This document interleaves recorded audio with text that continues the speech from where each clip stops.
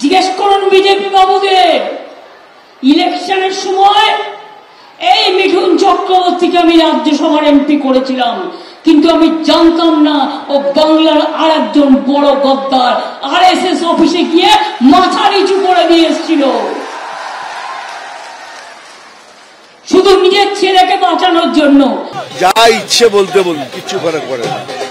It is the public who will decide. একসময় সহকর্মী পাঠিয়েছিলেন রাজ্যসভায়, এবার সেই বিজেপি নেতা মিঠুন চক্রবর্তীকেই গদ্দার বলে নিশানা করলেন মমতা বন্দ্যোপাধ্যায়। অথচ এক দশক আগে এই মিঠুন চক্রবর্তীকে রাজ্যসভায় পাঠিয়েছিলেন খোদ মমতা বন্দ্যোপাধ্যায়। তখন মিঠুনকে প্রশংসায় ভরিয়ে দিয়েছিলেন খোদ তৃণমূল নেত্রী। আমার খুব প্রিয়,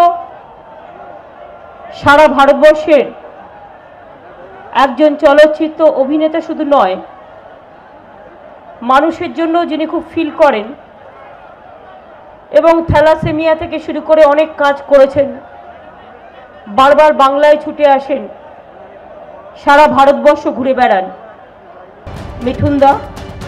অন্যদিকে পাল্টা সৌজন্যে কার্পণ্য করেননি মিঠুন চক্রবর্তীও। নির্বাচনী সভায় মোদির পাল্টা মমতার হয়ে স্লোগানও তৈরি করে দিতে শোনা গেছিল তাকে।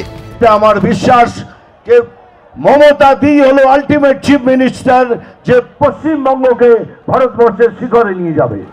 আপনারা বলছেন হর হর মোদি, হর ঘর মোদি। আমি বলছি পশ্চিমবঙ্গের স্লোগানটা একটু চেঞ্জ করুন, হর ঘর দিদি, বার বার দিদি।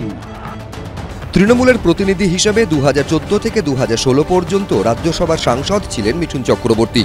সারদা কেলেঙ্কারিতে নাম জড়ানোর ফলে রাজ্যসভার পদ ছেড়েছিলেন তিনি। তারপর দীর্ঘদিন সেভাবে রাজনীতির ময়দানে সক্রিয়ভাবে দেখা যায়নি তারকা অভিনেতাকে।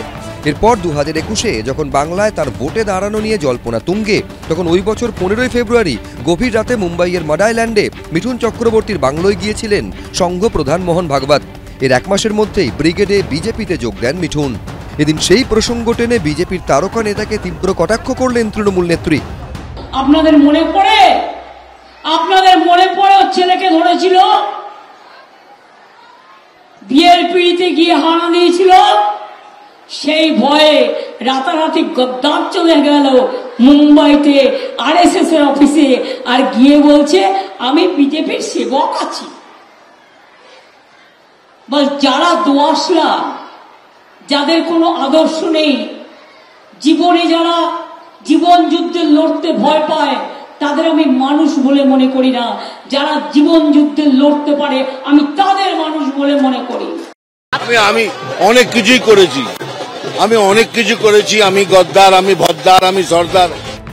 শাসক হোক বা বিরোধী, বিগত কয়েক বছরে বঙ্গ রাজনীতিতে গদ্দার বলে একে অন্যকে আক্রমণ করতে শোনা গিয়েছে অনেক নেতা নেত্রীকেই। এবার মিঠুন চক্রবর্তীকে উদ্দেশ্য করে সেই শব্দ শোনা গেল তৃণমূল নেত্রীর মুখে। সন্দীপ সরকার, অর্ণব মুখোপাধ্যায়, মুন্না অগ্রওয়াল, এবিপি আনন্দ।